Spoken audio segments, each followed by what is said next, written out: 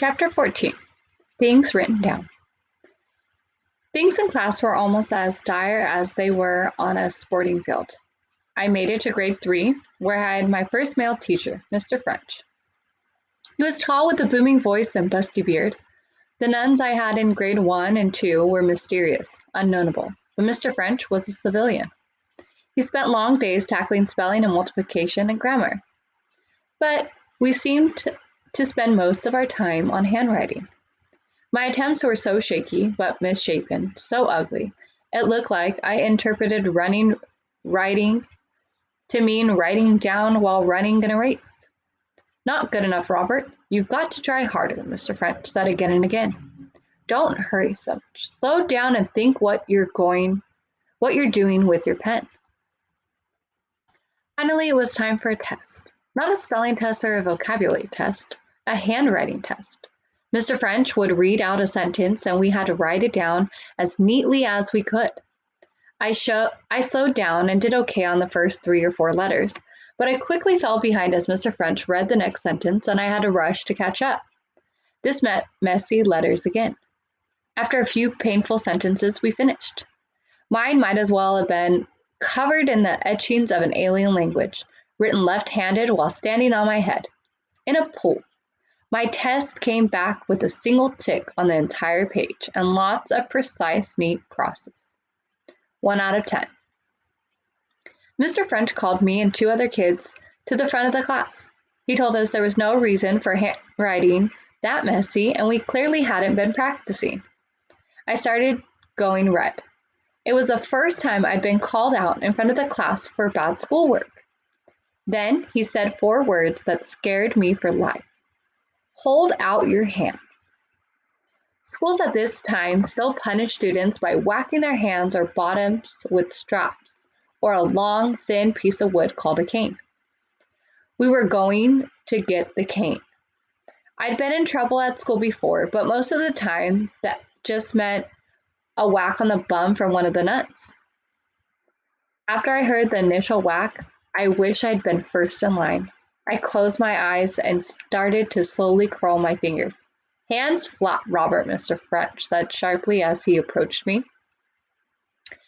He brought the cane down on my hand, and I thought I was going to split in 2. It left a cranky red mark across my hand, my writing hand. I closed my eyes again and tried not to cry. Right then and there, I decided that what my words meant and said were more important than how they looked. I decided I'd always choose writing faster over writing neat. I'd sacrifice legibility over the altar of speed. Looks didn't matter so much. Grade 4 was a world of better. I had one of the best teachers of all my school years, Gary Bolton. He was young and energetic. He played the guitar and taught us how to make tacos. He showed us batik, letting us paint wax patterns on cloth and t-shirts and spilled dye everywhere. And he read us passages from Lord of the Rings, in which the 2 tiny hobbits, Frodo and Sam, were taken by the evil Gollum into the lair of giant spider Shelob. Gollum leads them there as a ruse, so Shelob can sting them and he can regain the ring. I'd be one of the kids clamoring for more, please, sir, when Mr. Bolton would eventually sigh and say it was enough for the day.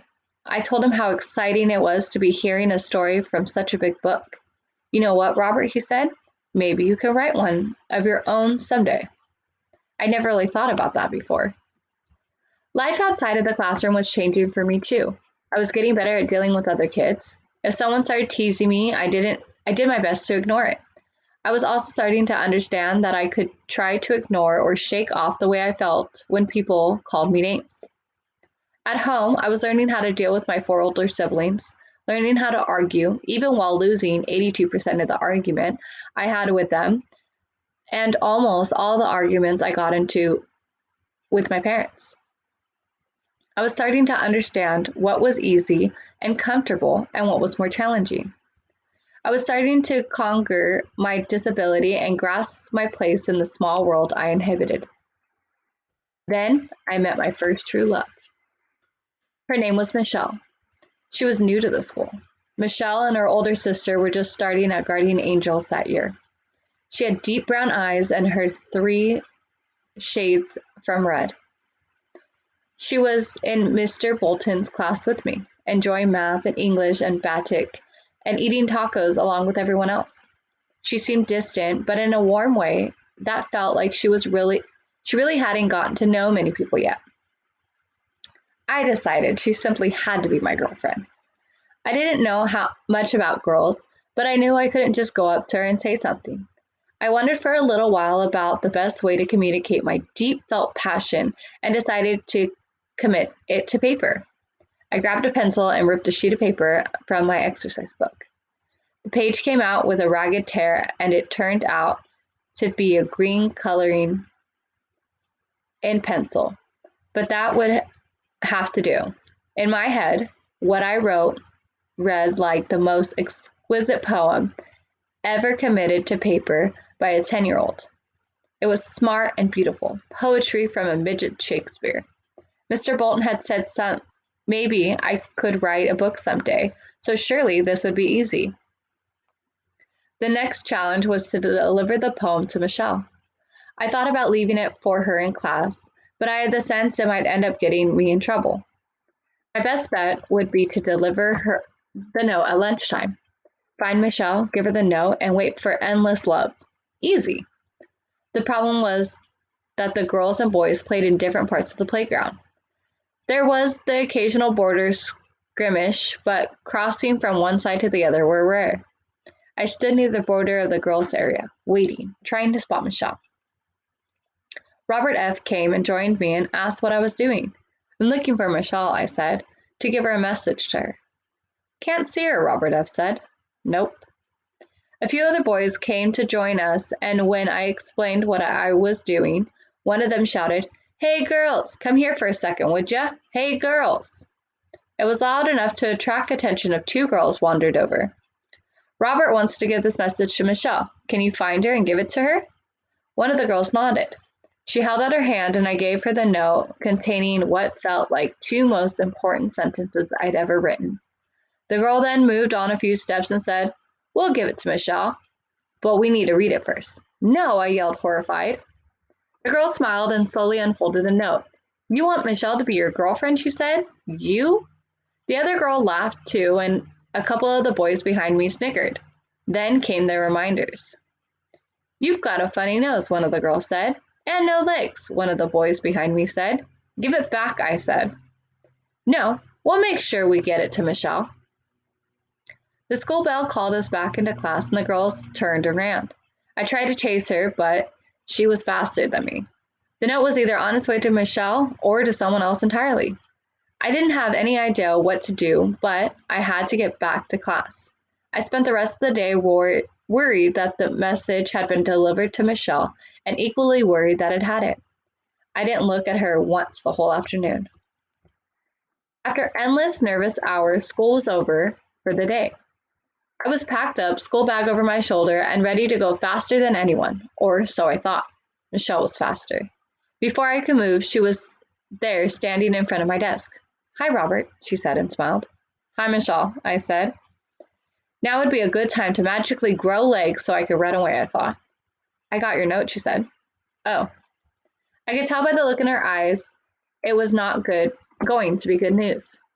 Michelle declined my offer of boyfriendship. It's just, you're a boy, she said. I shrugged and escaped as fast as I could without saying a word. My love letter had only 2 sentences and I spelt her name wrong. I didn't even think to sign my own name to it.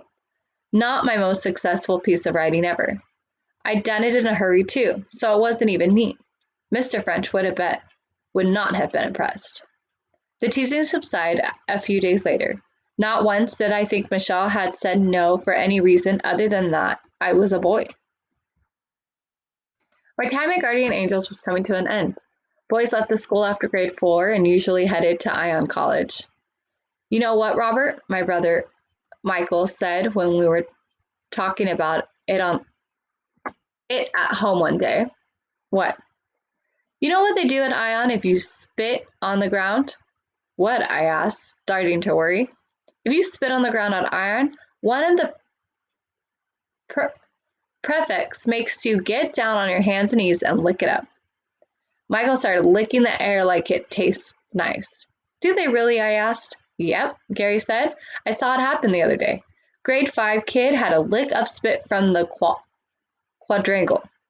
Those prefects, they'll push your face right into the ground and make sure you lick up that spit. Michael and Gary took a great delight in seeing how much this terrified me. I couldn't stop thinking about it. Any school that would make someone lick up their own spit, lick it up off the actual ground, must be really tough. The funny thing was, I was not one of the kids who ever in 1,000 years would ever think about spitting on the ground. I knew Dad would be most displeased if I ever did something so crude. I don't know why I was so worried.